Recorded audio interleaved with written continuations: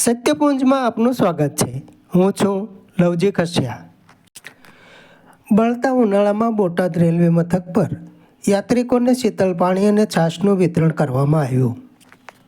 બળતા ઉનાળામાં બોટાદ રેલ મથક પર યાત્રિકોને શીતળ પાણી અને છાશનું વિતરણ કરવામાં આવ્યું. આ દિવસોમાં ભારે તડકો પડતા ગરમીનો પારો ખૂબ જ ઊંચો જઈ રહ્યો છે.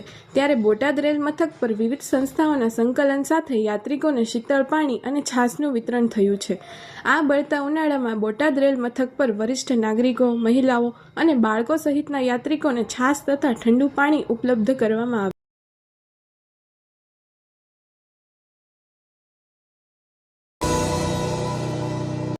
સમાજ માટે સત્ય માટે સત્યપૂર્ણ સમાચાર પ્રસારણ આપના મોબાઈલ પર તરત જ લાઈક કરો, શેર કરો અને સબસ્ક્રાઇબ પણ કરો.